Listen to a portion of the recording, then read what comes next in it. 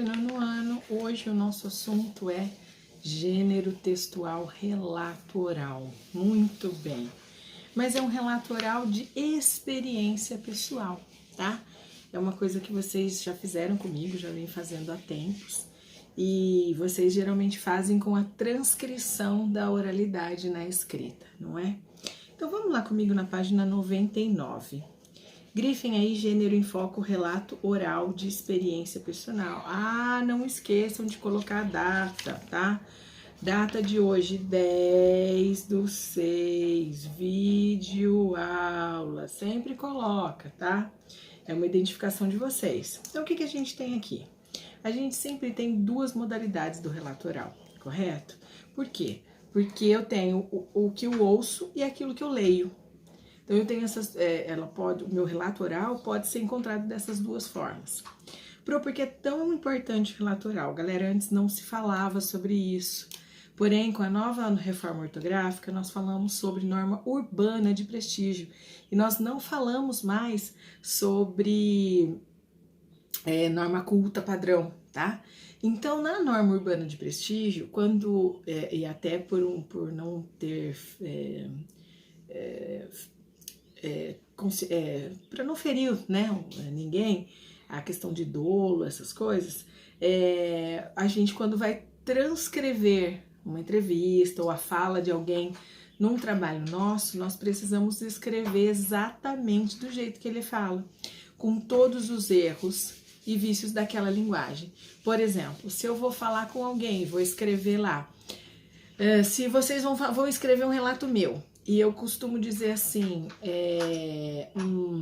nós vai ali, depois nós vai ali. Então vocês vão ter que escrever tudo isso tem que estar no relato, tá? Na escrita. Então nós temos os dois, né? O escrito e o falado, né? Aquele que a gente ouve, tá? Então a gente... o escrito, ele é mais objetivo do que a fala, né? Porque a fala é uma conversa, tá? O que a gente tem de relato pessoal e experiência pessoal? Relato pessoal com experiência pessoal. O narrador. O narrador aqui é o autor da própria história. Então, geralmente, ele tá narrando uma história em que ele viveu.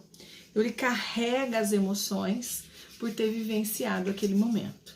Então, eu queria que vocês grifassem aqui, por favor, na página 99, há duas modalidades de relatos de experiências, de experiência, orais e escritos, objetivos, subjetivos, que podem trazer um fato do cotidiano, episódio surpreendente, experimento.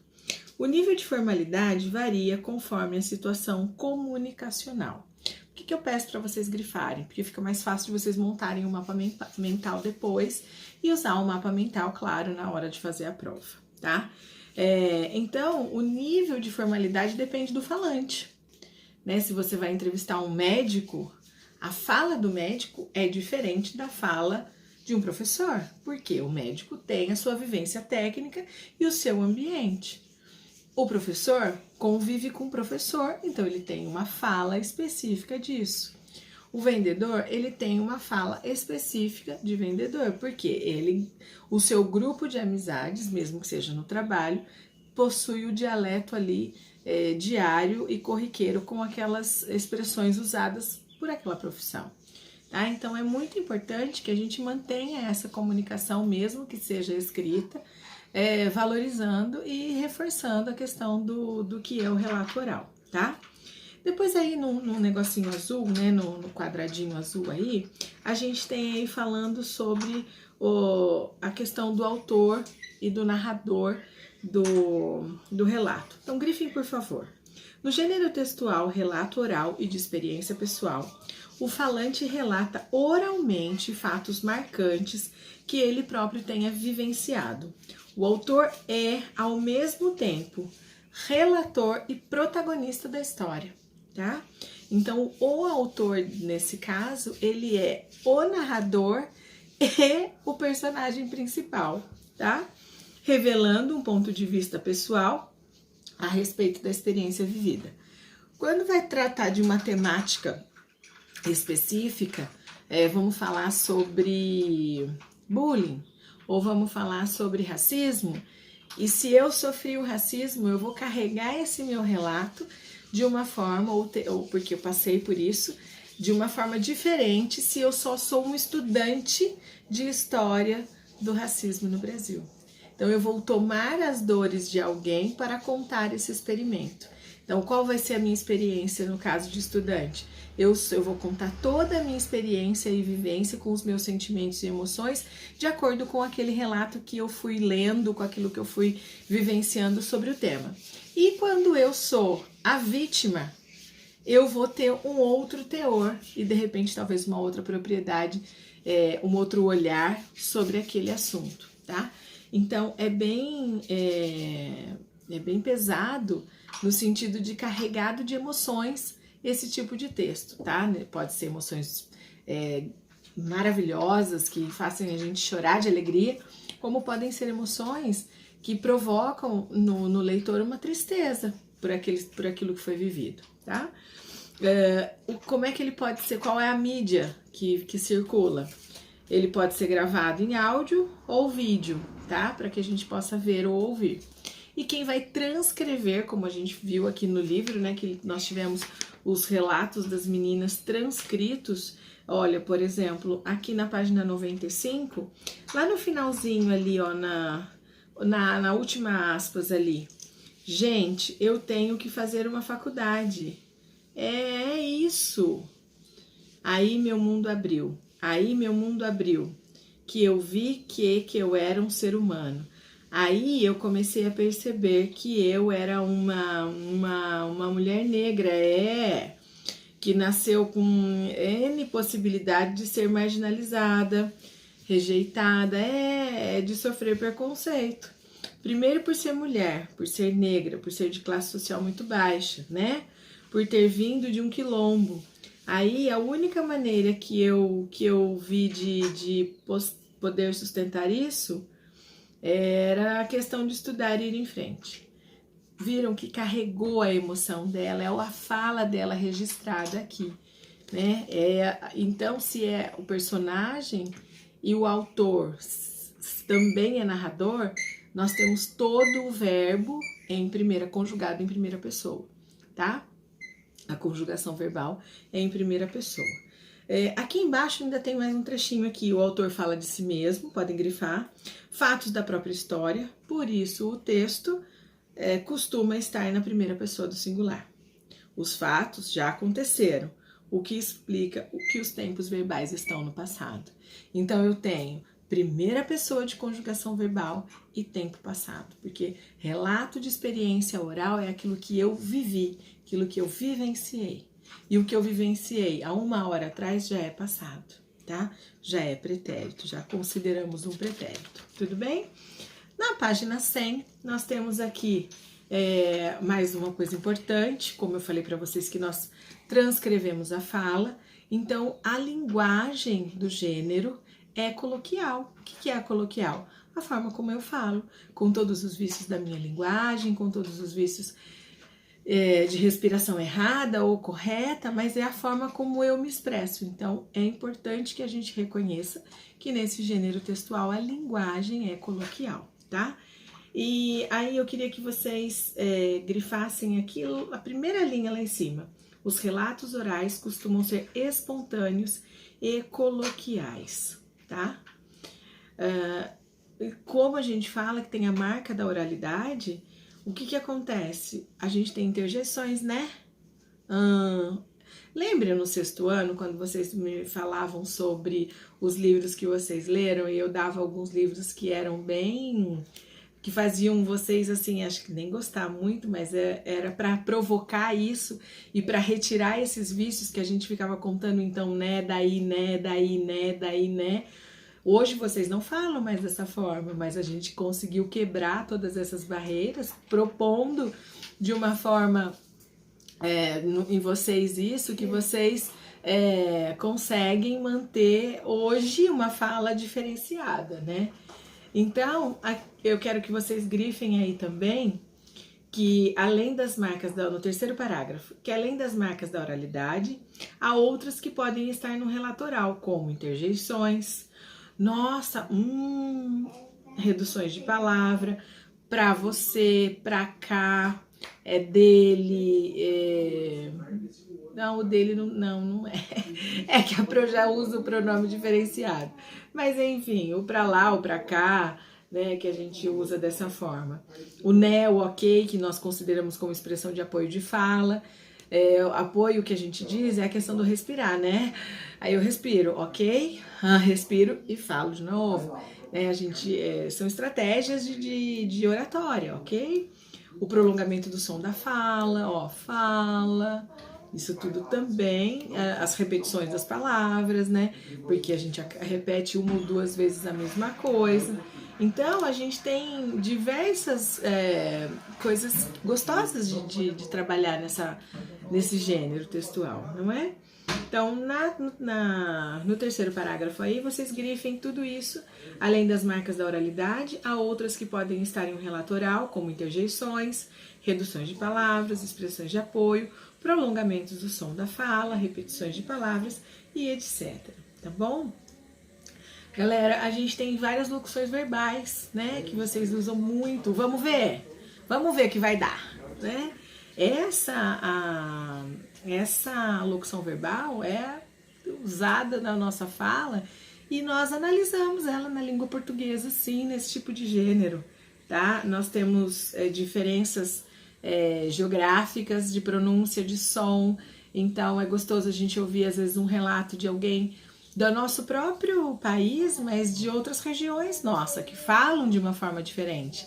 O mineiro vai contar a história, ele vai dizer assim, ele pertinho, bem gostosinho ali pra nós, vamos fazer um pão de queijinho, esse pãozinho de queijo a gente vai fazer e a gente vai botar, passar no forno, e vai ficar quente em cima da mesa, né? A gente tem, é gostoso ouvir o baiano falar, né, o nordestino, o cearense, égua, mas como, oxi, esse moleque, né, esse capixaba da égua, né, e eles têm algumas expressões características e assim por diante. Meu avô é de lá e não perdeu o sotaque até hoje, né, com 99 anos ainda fala, cabra macho, homem, arreda daqui. Então são essas expressões que o relato oral permite que a gente reconheça os tons de fala e os sons de diferentes localidades do nosso país.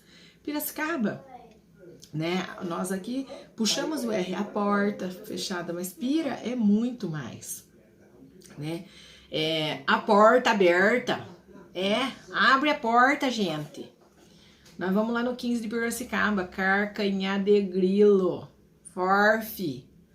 Então aqui do lado, a gente tem essa linguagem diferente. Então o carioca que fala escarrando, né? Poxa, vamos pra praia, curtir.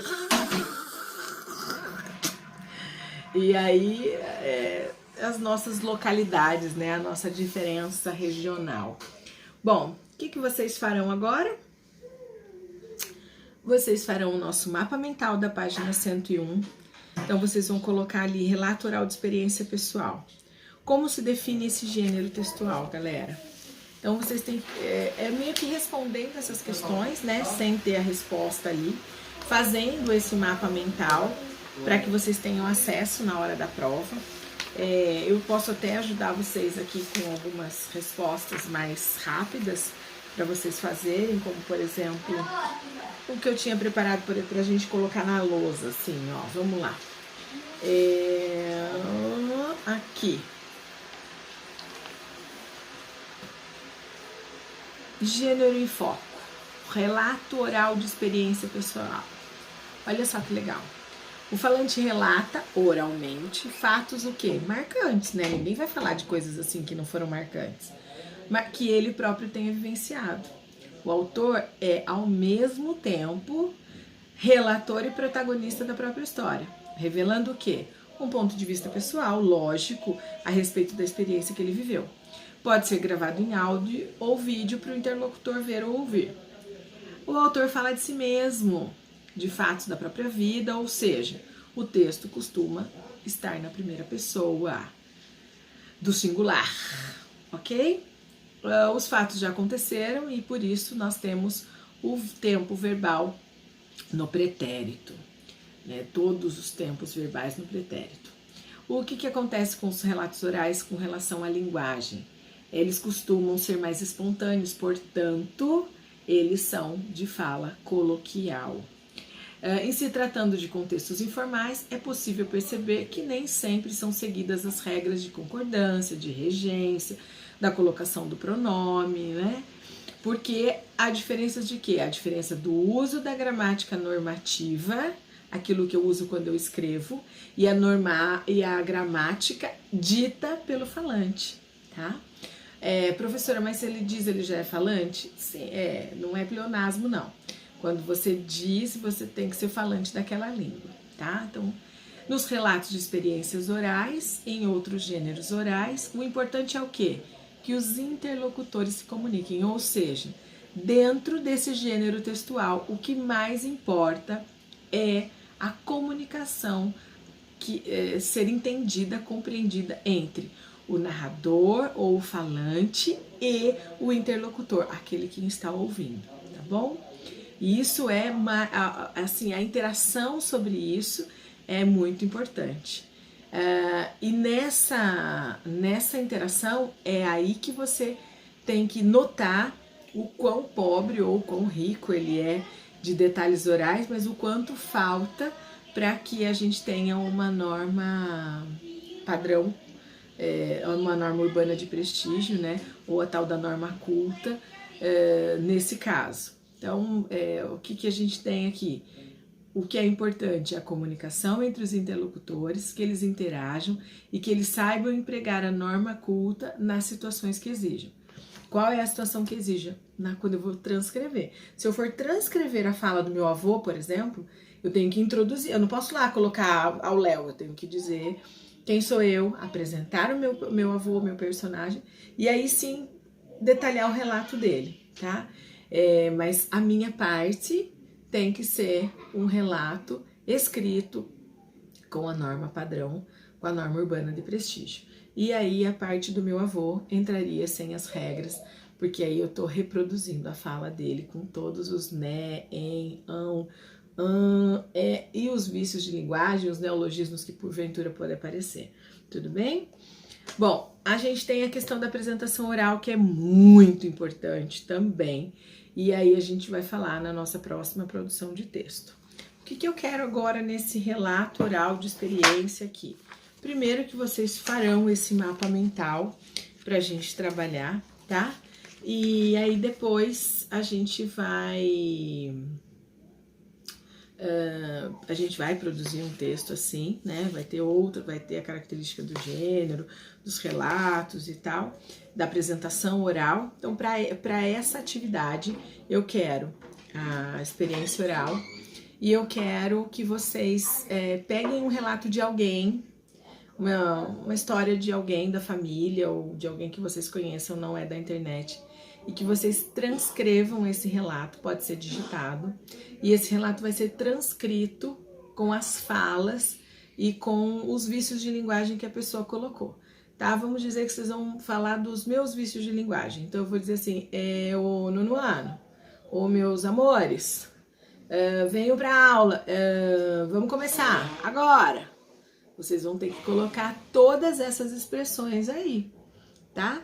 Então, para hoje, o que eu quero? O mapa mental da página 101 e que vocês transcrevam um relato oral de alguém que vocês conheçam.